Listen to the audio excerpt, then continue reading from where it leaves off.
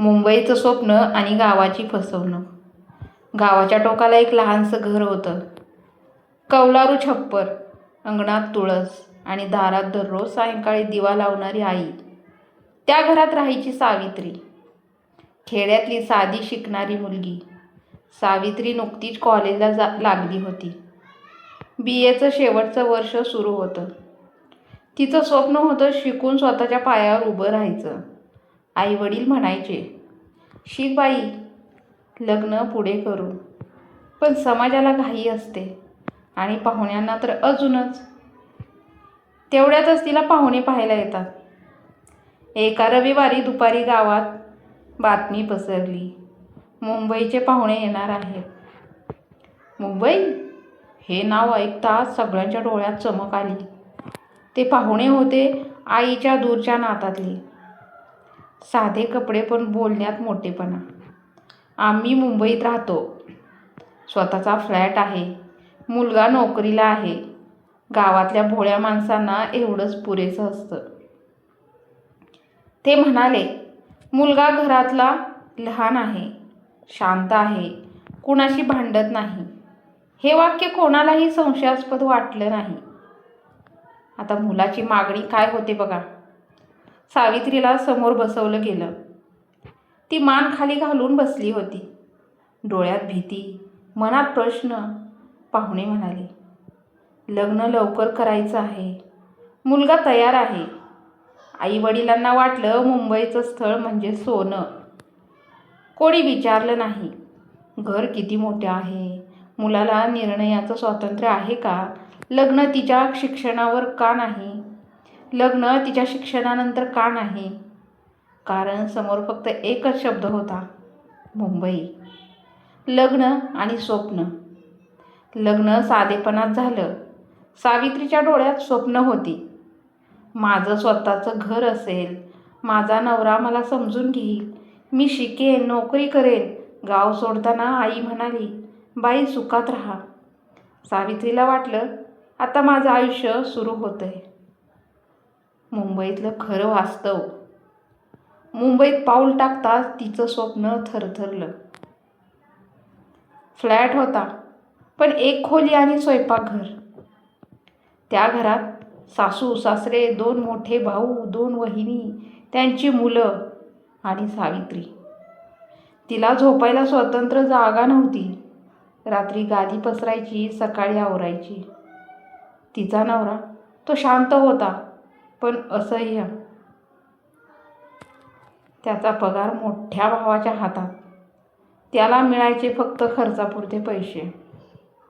हळूहळू उघड होत गेलं सत्य.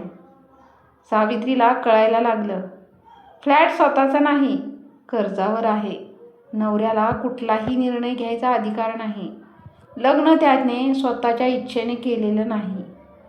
तो एकदा रडत म्हणाला, माझं काहीच चालत नाही, मला फक्त लग्न करायला लावलं. सावित्री हादरली. अपमानाची सुरुवात. शॉपिंगला गेले, पण सासरच्याच्या घरात नेलं नाही. बाहेरूनच सामान आणलं. घर गजबजलेलं आहे असं कारण तिला विचारलं जात नव्हतं. भूक लागली आहे का, थकली आहेस का, मन कसं आहे. नवऱ्याचा हक्कही तिला वेळेवर मिळाला नाही. ती नवरी असूनही परकीच होती. तिच्या स्वप्नांचा चुराडा झाला होता. रात्री ती उशीमध्ये तोंड लपवून रडायची. गाव आठवायचं, आईचा हात, वडिलांचा आधार. मुंबईत फक्त गर्दी होती, पण आपुलकीची नव्हती. तिला कळलं, आपण फसवले गेलो आहोत. मग तिला हा प्रश्न पडला. प्रश्न समाजाला विचारला. ही फक्त सावित्रीची गोष्ट नाही, ही प्रत्येक गावच्या मुलीची गोष्ट आहे, जिला मुंबई नावाचं स्वप्न दाखवलं जातं, जिला स्वतःचं घर दाखवून परक्यांच्या घरात कोंबलं जातं, जिला नवऱ्यापेक्षा कुटुंबाची गुलाम बनवलं जातं. आता या कथेतून शेवटचा विचार काय ठरतो बघा. असं कधी सावित्री आजही मुंबईत आहे, पण तिच्या डोळ्यात स्वप्न नाहीत, फक्त प्रश्न आहेत.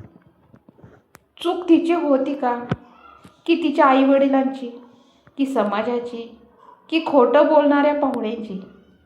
नक्कीच सांगा, तुमच्या आयुष्यात किंवा तुमच्या आजूबाजूला अशा घटना घडलेल्या आहेत का? मला कमेंटमध्ये नक्की सांगा. आणि आपले गावची जी लोकं असतात ना, ते मुंबईकरांना भाळतात. म्हणजे असं प्रत्येक मुंबईकरांना मी म्हणत नाही, परंतु काही जण फसवतात आणि फसवले गेलेले आहेत.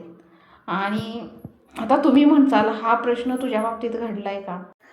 हा प्रश्न माझ्या बाबतीत घडलेला नाही आहे, परंतु माझ्या नात्यात घडलेला आहे. म्हणून मी सांगते, जीवाच्या आकांताने सांगते, प्लीज कोणाला कोणत्याही मुलीच्या भावनांशी खेळू नका. त्यांच्या घरच्या नातीला फसवू नका. खेड्यातली माणसं येडी नसतात हो एवढी, परंतु एवढं पण येड्यात नका काढू. तर कशी वाटली आजची कथा नक्कीच सांगा. आणि हो, कमेंटमध्ये कमेंट करायला विसरू नका, ही कथा कशी वाटली. मी पूर्ण मुंबईकरांना म्हणत नाही, परंतु असे जे नोकरीचं आमिष दाखवतात, की नोकरी आहे वगैरे सांगून असं फसवलं जातं, प्लीज तसं नका करू. कारण प्रत्येकाच्या आयुष्याचा हा प्रश्न असतो. तर कशी वाटली कथा नक्कीच सांगा. आणि तुम्हाला जरी नाही पटली तरी कमेंट करा, मला नाही पटली म्हणून, तरी काही विषय नाही. असो. चला, आजच्यापुरती एवढीच. तोपर्यंत बाय, टेक केअर.